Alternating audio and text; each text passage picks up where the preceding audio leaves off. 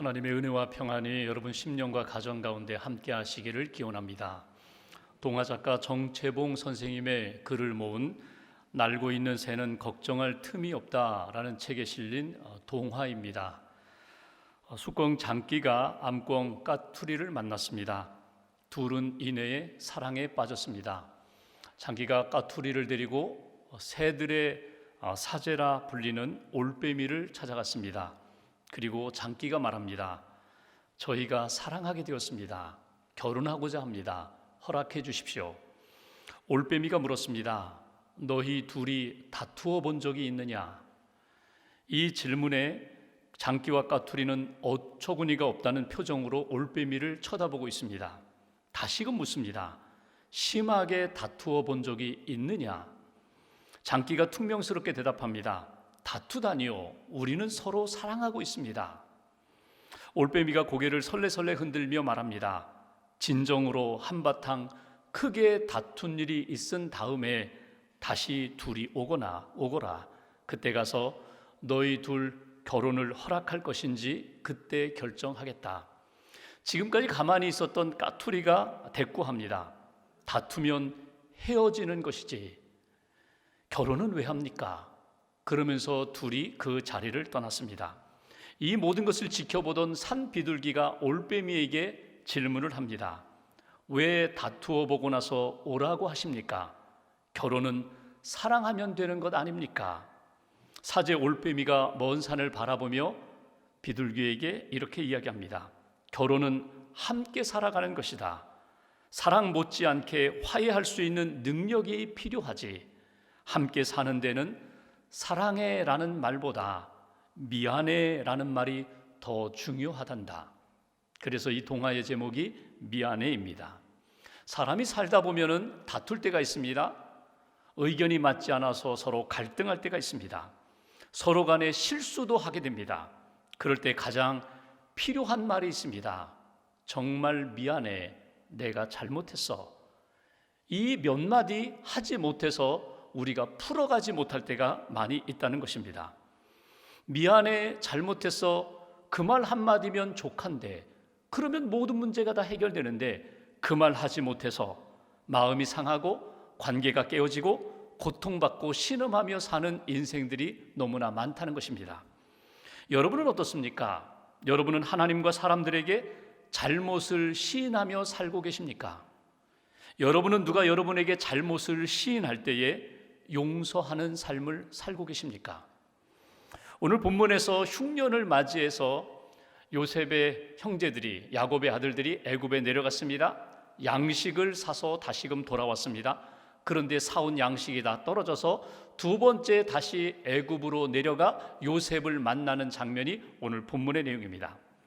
처음 애굽에 내려가서 식량을 구해올 때 요셉이 형제들을 다 알아보았습니다. 형들을 한눈에 알아보았습니다. 그리고 한 사람 신무옷만 붙들어 두고 남은 형제들에게 곡식을 채워서 돌려보내게 됩니다. 그리고 다시금 올 때에는 막내 동생 베냐민을 데리고 오라고 그렇게 명령을 내립니다. 시므온을 구하려면 반드시 막내 동생 베냐민을 데리고 오라. 아버지가 허락하지 않습니다. 야곱이 나의 사랑하는 요셉도 잃었는데 요셉의 동생인 베냐민도 잃을 수 없다고 허락하지 않습니다. 바로 이 상황에서 아버지에게 설득하면서 아버지에게 이렇게 다가간 사람이 있습니다. 그 사람이 바로 유다라는 아들입니다. 유다는 아버지에게 이렇게 말합니다. 아버지, 제가 모든 책임을 지겠습니다. 제가 책임을 지고 베냐민을 데려갔다가 반드시 데려오겠습니다. 저를 믿고 허락해 주십시오. 결국 아버지의 허락을 받고 형제들이 애굽으로 내려갑니다. 그리고 요셉이 베냐민을 보고 한바탕 울고 그리고 곡식을 채워서 자루에 채워서 보내게 됩니다. 그때 요셉이 청지기에게 이런 명령을 내립니다. 저 베냐민의 곡식 자루에다가 은잔을 집어넣어라. 그리고 그들이 곡식을 가지고 자기 집으로 돌아가는 가운데 청지기가 달려옵니다. 우리 주인 요셉이 그렇게 아끼는 은잔이 사라졌다. 너희들 가운데 누군가 훔쳐갔을 것이다. 그 훔쳐간 사람은 반드시 우리 주인 요셉의 종이 되어야 하리라. 우리 아무도 훔쳐가지 않았습니다. 우리 정직합니다. 그런 일이 없습니다. 그래서 제일 맏형 루벤의 곡식 자루부터 뒤지기 시작합니다. 그리고 마지막 막내 베냐민의 곡식 자루에서 은잔이 발견된 것입니다. 형제들이 옷을 찢으면서 어찌 우리에게 이런 일이 벌어졌느냐고, 우리에게 어찌 이런 일이 벌어졌느냐고 하면서 형제 모두가 다시 요셉의 궁으로 돌아와서 요셉에게 항변하는, 자기들의 잘못이 아니라고 결백을 주장하는 내용이 오늘 본문의 내용입니다. 오늘 요셉의 형제들 가운데 주목할 한 사람이 있습니다. 바로 유다라는 아들입니다. 그 유다의 말과 유다의 자세를 통해서 하나님이 우리에게 주시는 신앙적인 교훈을 얻고자 합니다. 오늘 본문 앞에 있는 44장 16절 말씀을 읽겠습니다. 16절 제가 봉독합니다. 유다가 말하되 우리가 내 주께 무슨 말을 하오리이까, 무슨 설명을 하오리이까, 우리가 어떻게 우리의 정직함을 나타내리이까. 하나님이 종들의 죄악을 찾아내셨으니 우리와 이 잔이 발견된 자가 다 내 주의 노예가 되겠나이다. 유다가 지금 요셉에게 자신들의 결백을 주장하면서 어떻게 우리의 정직함을 나타내면 좋겠습니까? 그러면서 하는 이야기입니다. 여기 주목할 내용이 무엇인가 하면 유다가 이런 이야기를 합니다. 하나님을 생각한다는 것입니다. 또 하나 우리의 죄, 종들의 죄, 우리의 죄를 이야기하는 것입니다. 우리의 모두의 죄라는 것입니다. 하나님을 생각하고 자신들을 생각하고 자신들의 죄를 다시 한번 돌아보는 것이 유다의 고백입니다. 여기 종들의 죄라고 표현되는데 원문을 보면 복수로 되어 있습니다. 그러니까 지금 베냐민이 은잔을 훔쳤는지는 모르지만 이 한 가지만의 죄가 아니라 지난날 20여 년 동안의 삶을 이렇게 돌아보면서 우리가 잘못한 일들이 다 생각나게 되었다는 것입니다. 요셉을 미워하고 요셉을 팔아넘기고, 그리고 형제들이 잘못된 길을 걸어온 것, 그리고 지금 와서 베냐민이 잘못된 이 문제를 만난 것, 이 모든 것이 잘못되었다 인정하고 회개하는 표현이 오늘 유다의 표현입니다. 오늘 이 유다의 표현 다음에 요셉이 이런 이야기를 하죠. 그래? 그러면 잘못한 베냐민만 종으로 남고 너희들은 평안히 집으로 돌아가라. 곡식 가지고 돌아가라. 그때 유다가 하는 말 18절 말씀 보실까요? 18절 한 절을 같이 봉독하겠습니다. 유다가 그에게 가까이 가서 이르되 내 주여 원하건대 당신의 종에게 내 주의 귀에 한 말씀을 아뢰게 하소서. 주의 종에게 노하지 마소서. 주는 바로와 같으심이니이다. 여기 보시면 유다가 지금 요셉에게 하는 이야기입니다. 아직 자기 동생 요셉을 알아보지 못했습니다. 그냥 애굽의 총리로 바라보고 하는 이야기입니다. 여기 반복되어 나오는 그런 표현이 있습니다. 단어가 있습니다. 그것이 뭐냐면 당신은 나의 주인이 되십니다. 나는 당신의 종입니다. 그러니까 주인과 종이라는 말을 계속 반복해서 표현하는 것을 보게 됩니다. 그러니까 유다는 지금 자신을 낮춰서 나는 당신의 종입니다. 당신은 나의 주인이십니다. 이 주라는 표현이 우리가 읽은 여기 14절부터 끝절 34절까지 19번이나 등장합니다. 또 하나 등장하는 단어가 무엇인가 하면 아버지라는 표현이 14번이나 나옵니다. 그러니까 지금 유다는 지금 요셉 앞에 자신의 결백을 표현하면서 우리 모두가 다 죄인입니다. 우리 모두가 다 여기에 머물겠습니다. 우리 모두가 다 잘못했습니다. 당신의 종이 되겠습니다. 이렇게 표현하는 유다의 표현 속에 우리가 건져 올릴 믿음의 교훈이 있습니다. 첫 번째로 오늘 유다의 그 모습을 통해서 그의 겸손을 우리는 발견할 수 있습니다. 유다의 겸손을 보면서 우리가 얻어야 할 신앙적인 교훈이 있다면 우리가 하나님 앞에서 또 사람들 앞에서 겸손해져야 한다는 것입니다. 우리는 겸손한 사람이 되어야 한다. 여러분, 유다 한 사람을 바라보지 마시고 유다를 통하여 우리에게 보여주시는 한 분, 예수 그리스도를 바라보십시오. 어쩌면 예수 그리스도의 예표가 될 수 있는 유다의 모습을 보면서 겸손하신 예수님을 바라보고 하나님의 은총 가운데 우리가 어떤 일을 만나든지 우리는 겸손한 자리로 내려가야 된다. 여러분, 겸손하면 내가 교만했을 때 보이지 않던 것들이 보이고 들리지 않던 것들이 들리게 됩니다. 느끼지 못했던 것, 생각하지 못했던 것들이 겸손하면 그때 비로소 깨닫게 된다는 것입니다. 유다의 모습을 보십시오. 그가 나는 주의 종입니다. 자기를 낮추고 또 낮추었더니 하나님이 생각이 납니다. 하나님 앞에서 자신이 발견됩니다. 자신이 지금까지 걸어온 길들, 그의 형제들이 걸어온 길들이 이렇게 드러나게 되었다는 것입니다. 우리가 잘못했다, 우리가 죄인이다, 우리가 하나님과 사람들에게 큰 잘못을 했구나 인정하게 되었다는 것입니다. 아버지를 생각합니다. 아버지가 이 일을 알게 된다면 얼마나 힘들어 하실까, 얼마나 아파하실까. 베냐민을 데려가지 못한다면 그의 남은 인생은, 아버지는 신음하면서 거의 죽음 가운데 살아가실 인생인데 아버지를 생각했다는 것입니다. 성경을 보십시오. 하나님은 교만한 자를 물리치시고 언제나 겸손한 자에게 은혜를 베풀어 주십니다. 왜 그럴까요? 겸손할 때에 비로소 나의 잘못을 인정합니다.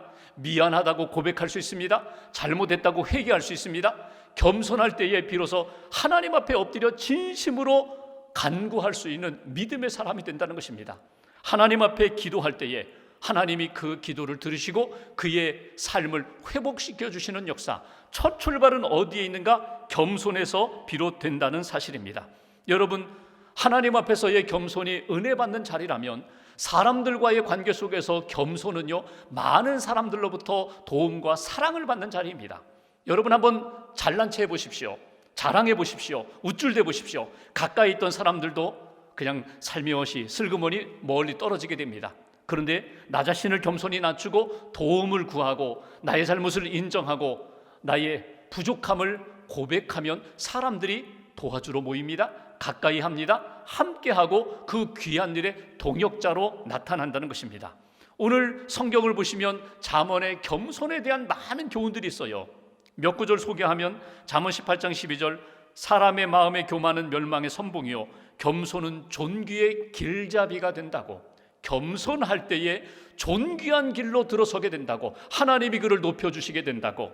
잠언 22장 4절에 겸손과 여호와를 경외함의 보상은 재물과 영광과 생명이니라. 여러분, 겸손할 때 하나님이 우리에게 영적인 생명도 더하여 주시고 특별히 영광과 재물의 영광, 재물의 은혜도 우리에게 허락해 주신다고. 겸손할 때에 하나님의 은총을 받는 믿음의 역사가 나타난다고. 여러분, 우리의 삶 가운데 어떤 문제가 생겼어요? 사건이 생겼어요? 어려움에 갈등이 생겼어요? 제일 먼저 우리가 회복할 것이 무엇인가 하면 겸손히 낮아져야 합니다. 겸손한 자리로 내려오셔야 합니다.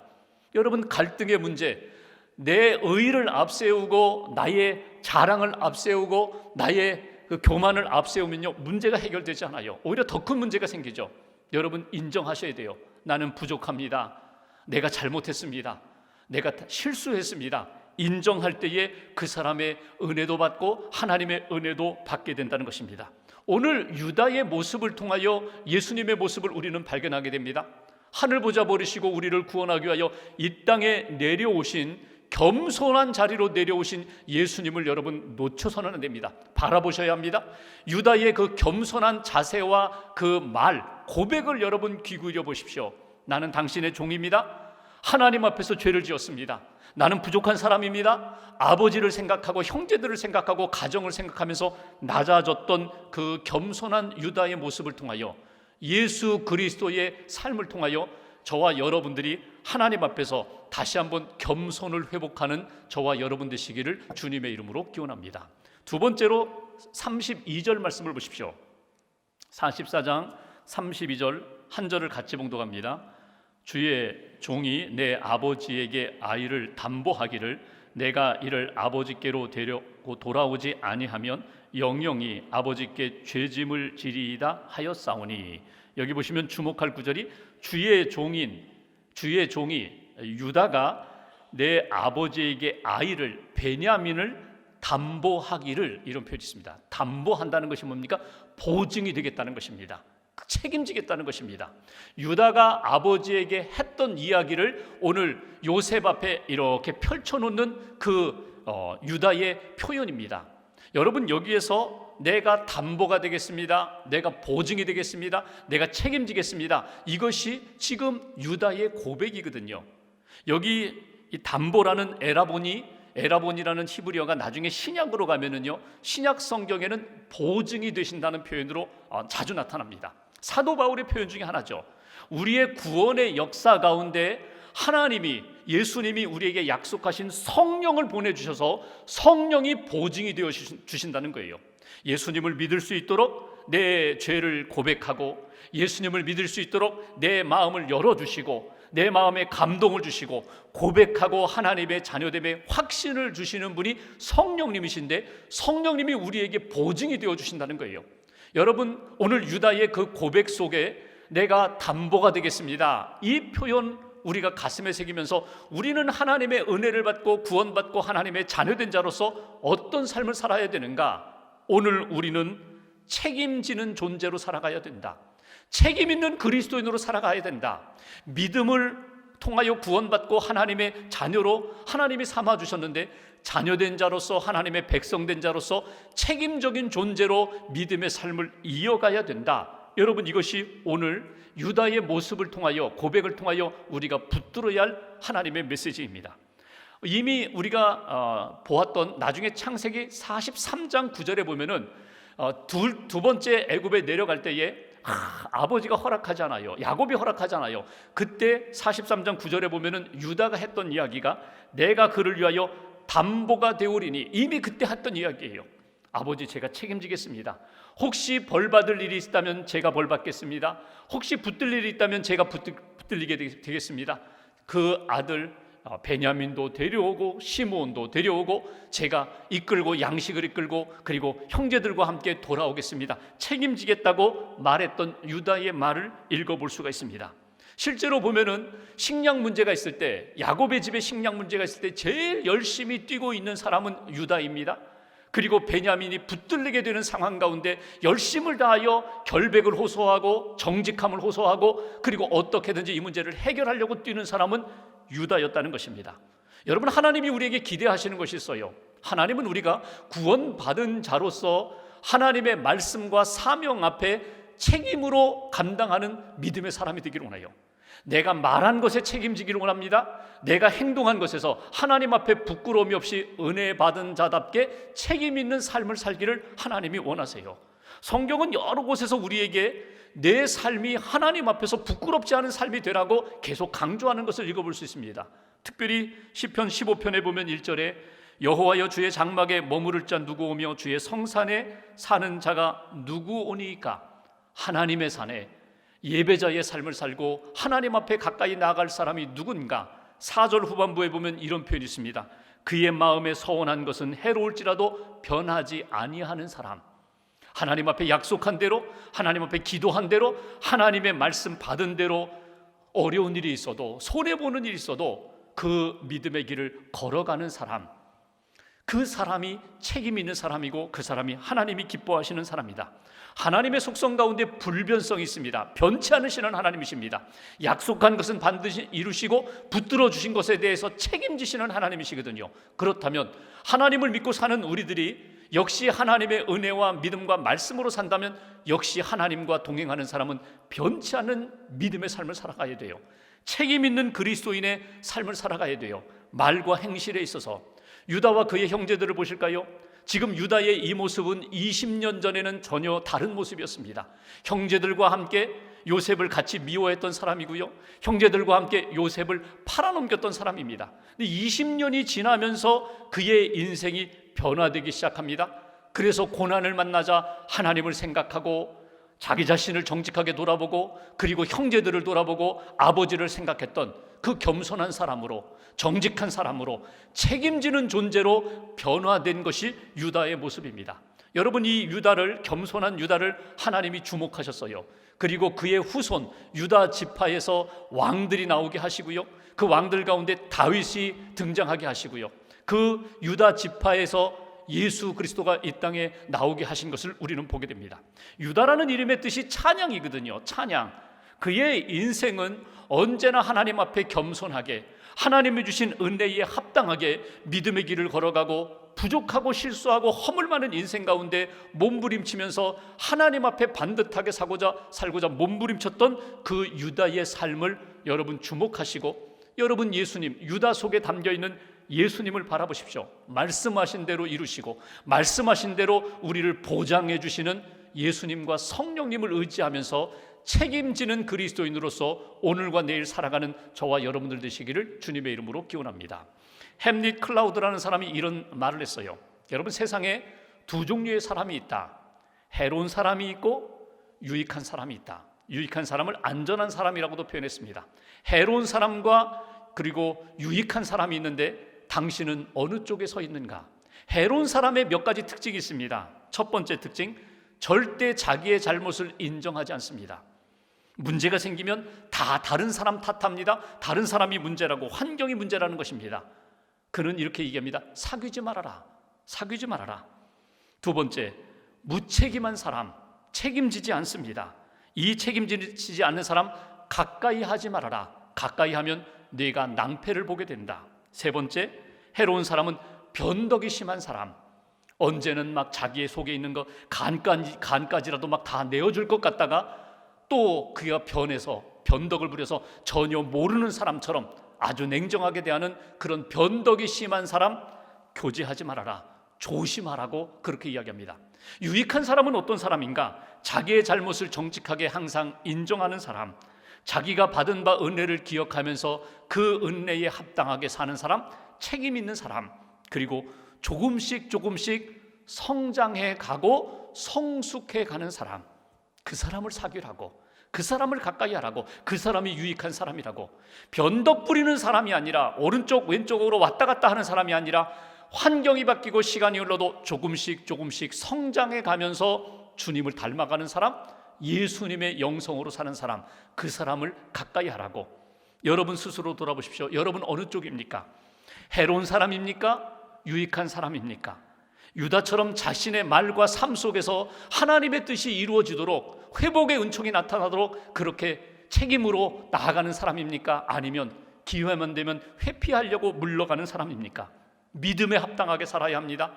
사명에 합당하게 살아야 합니다. 신앙 고백에 합당하게 하나님 앞에서 그렇게 책임 있는 존재로 믿음의 길을 걸어가는, 부끄럽지 않고 하나님 앞에 영광 돌릴 수 있는 저와 여러분들의 말과 행실이 되시기를 주님의 이름으로 기원합니다. 마지막 한 가지 33절 말씀 보십시오. 33절 한 절 함께 봉독합니다. 이제 주의 종으로 그 아이를 대신하여 머물러 있어 내 주의 종이 되게 하시고 그 아이는 그의 형제들과 함께 올려 보내소서. 유다가 지금 요셉에게 하는 이야기입니다. 저 아이 베냐민 그리고 형제들 다 올려 보내주세요. 우리 집으로 돌려 보내주세요. 그리고 제가 대신하여, 베냐민을 대신하여 당신의 종이 되겠습니다. 제가 대신 종이 되겠습니다. 이것이 오늘 유다의 고백입니다. 여기 대신하여라는 이 표현은 대속의 의미를 담고 있는 그런 말입니다. 유다 자신이 오히려 베냐민을 대신하여 희생하겠다는 것입니다. 헌신하겠다는 것입니다. 벌을 받아도 내가 받겠습니다. 종이 된다면 제가 종이 되겠습니다. 오히려 자신을 낮추고 자신이 받은 은혜와 사명의 자리를 지키면서 자기가 희생하겠다고, 나 한 사람 희생해서 우리 공동체가 살아난다면, 나 한 사람 희생해서 생명의 역사가 나타난다면 기꺼이 제가 희생하겠습니다. 이것이 오늘 유다의 고백입니다. 여기서 세 번째 우리가 얻어야 할 신앙적 교훈이 있습니다. 하나님의 사람이라면, 은혜 받고 구원받은 사람이라면 예수님이 그러하셨던 것처럼 나 자신이 희생하며 생명의 역사를 이루겠습니다. 우리는 희생해야 한다. 나는 은혜 받은 자로서 하나님의 사명 앞에 희생하며 십자가의 길을 걷겠습니다. 이것이 오늘 유다의 고백이며 우리가 간직해야 할 믿음의 모습입니다. 여러분, 유다 속에 예수님의 모습이 있어요. 여러분, 대속의 삶을 누가 사셨어요? 예수님이 사셨잖아요. 하늘 보좌 버리시고 이 땅에 오셨습니다.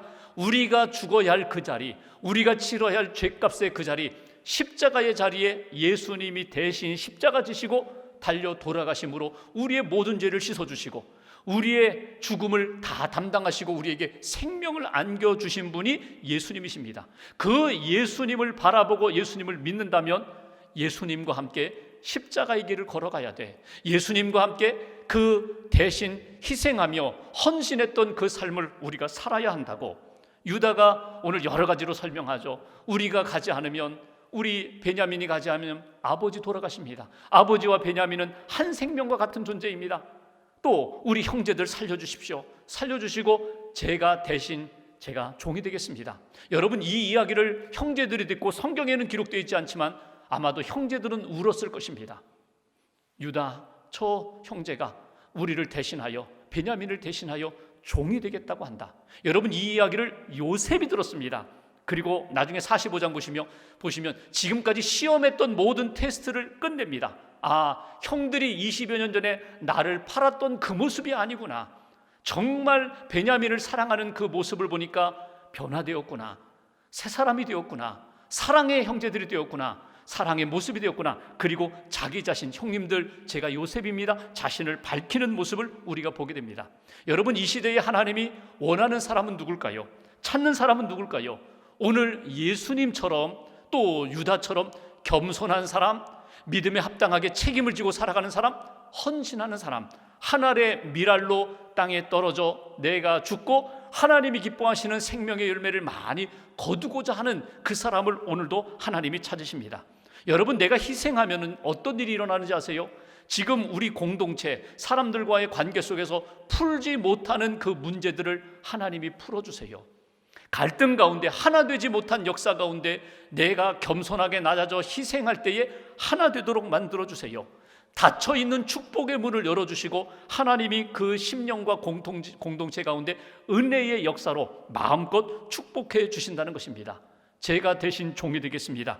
여러분, 이 유다의 고백이 저와 여러분들의 고백이 되고 여러분 삶이 되기를 주님의 이름으로 기원합니다. 그 믿음의 자리를 걸어갈 때에 하나님이 우리 한 사람을 주목하시면서 하나님의 역사 가운데 놀라운 일들을 만드신다는 거예요.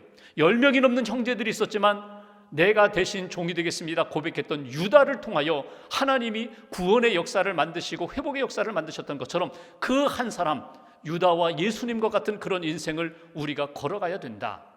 19세기 영국 런던에 알렉산더 맥클라렌이라는 목사님이 계셨어요. 아주 설교를 잘하시는 목사님이십니다. 어느 날 주일에 그 교회에서 주일 예배를 드리는데 그 도시에 아주 악명이 높은 불신자 한 사람이 그 예배에 참석했어요. 사람들이 보고 수군거립니다. 저 사람이 왜 왔을까? 무슨 행패를 부리려고 왔을까? 근데 예배를 조용히 드리고 예배당을 나갔어요. 그 다음 주일 됐는데 또 예배를 오는 거예요. 예배를 드리고 나가고 한 달 동안 매 주일마다 예배를 드렸습니다. 그리고 예배 마치고 나가면서 목사님에게 이렇게 합니다. 제가 이 교회에 등록하겠습니다. 제가 예수님을 믿기로 결정을 했습니다. 결심을 했습니다. 목사님이 본인이 설교를 워낙 잘하셨으니까 또 그달의 설교 제목이 복음에 대한, 하나님은 누구시고 우리 인간은 누구이고 죄는 하나님이 어떻게 용서하시고 구원은 어떻게, 그 복음에 대한 설교를 하셨으니까 아마도 은혜를 받으셨다 생각해서 목사님이 이렇게 질문합니다. 어떤 설교에 감동을 받으셔서 예수님을 믿기로 하셨습니까? 그러자 그분이 이렇게 얘기합니다. 목사님 말씀에 은혜도 많이 받았지만 제가 하나님을 믿기로 결심한 것은 한 분 때문입니다. 제가 교회 오는 길에 어떤 할머니가 참 불편한 몸으로 교회를 가고 계시는데 제가 그분의 손을 이렇게 붙잡아 드리면서 걷는 것을 도와드렸습니다. 그랬더니 그분이 이렇게 자기를 보면서 환한 얼굴로 이런 말씀을 하시더라는 것입니다. 내가 가장 사랑하는 주님을 당신이 아시는군요. 그분이 나의 모든 것이 되시는 분입니다. 그러니까 당신도 그분을 사랑해 보시지 않겠어요? 그분이 당신을 사랑하는데 당신도 그분을 사랑해 보시지 않겠어요? 그 말을 듣는 순간 자기 안에 감동이 밀려오면서 내가 하나님을 믿어야겠다, 내가 하나님을 사랑해야겠다, 하나님의 사랑 가운데 살아야겠다, 그렇게 결심했다는 것입니다. 그 할머니의 삶이 곧 전도가 되었어요. 그 할머니의 삶이 곧 메시지가 되었다는 것입니다. 하늘의 미랄이 땅에 떨어져 죽는다는 것, 여러분 큰 헌신도 있지만 우리의 삶 가운데 오늘 만나게 해주신 그분을 주님의 사랑으로 손을 붙잡아 드리고 따뜻하게 말씀을 해드리고 섬길 때 우리를 통하여 하나님의 은총의 역사가 나타난다는 것입니다. 오늘 유다의 삶을 통하여 예수님을 바라보고 예수님을 바라보며 믿고 걸어가는 우리들의 삶 가운데 그 은혜로 구원해 주셨는데 다시금 하나님 바라보면서 다시금 우리가 하나님의 뜻을 이루는 구원의 역사에 쓰임받는 믿음의 삶을 살아야지 마음으로 결심하시고 형제를 사랑하고 형제를 위하여 희생하고 하나님의 뜻을 위하여 헌신하는 믿음의 삶을 오늘 다시 한번 살기로 결심하는 저와 여러분들 되시기를 주님의 이름으로 기원합니다. 기도하겠습니다.